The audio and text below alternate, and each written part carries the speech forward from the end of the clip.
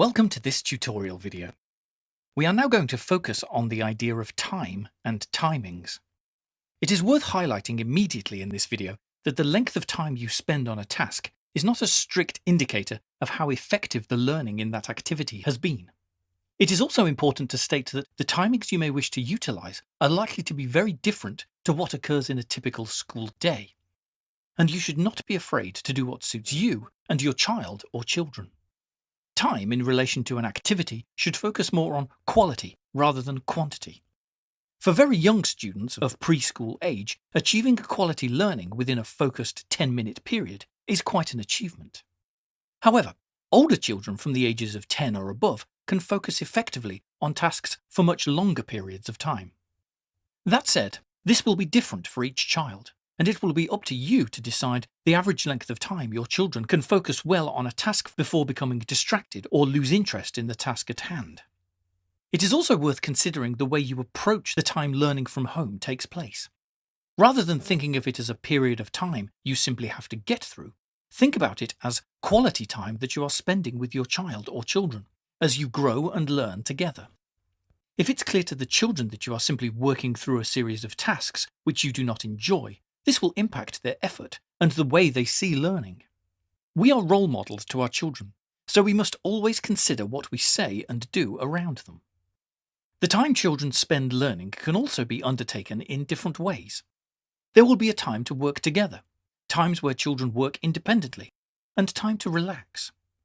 Another thing to consider when using any video or reading resources is the time you spend without questioning them. Rather than simply letting the child watch or read for 20 minutes, even if they are clearly engaged, it is a good idea to pause at particular points and ask your child to reflect on what they have read or watched. What do they think will happen next and why? This is a technique called active listening or reading, and it helps to ensure that they absorb the information they are receiving, rather than simply spending the time watching or reading passively. You will also need to consider how much time you spend explaining activities. Giving clear instructions is vitally important in a classroom, and learning at home is no different. If we spend long periods of time explaining the task, this can actually confuse children more. Instead, ask your child to read the task and then explain to you what they believe they must do.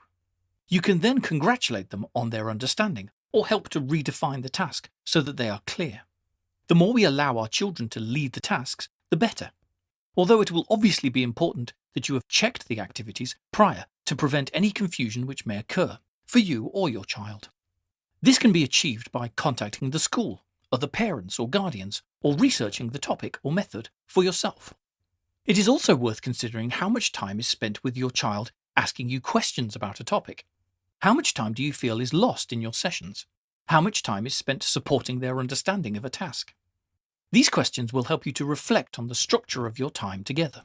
Whether the answers to these questions are positive or negative, you should then think about why you have a particular answer for each question, and begin to use that answer to help you with the way you structure future sessions. How much time do you spend motivating your child is another key question.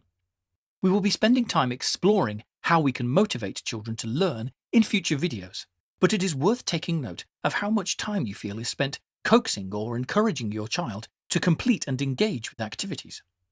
Once again, the key action for you is to consider why this is the case. Are they motivated because the topic is something they enjoy or see the value of? Are they disengaged because the style of delivery has become too repetitive or is based on something which hasn't been explained well or is too simple or challenging? Understanding what motivates your child makes a huge impact on the quality of learning which will take place. Time is key when it comes to learning, and our main role as a leader of that learning is to understand not only how to use that time effectively, but to consider at what times the learning takes place for maximum impact. Thank you.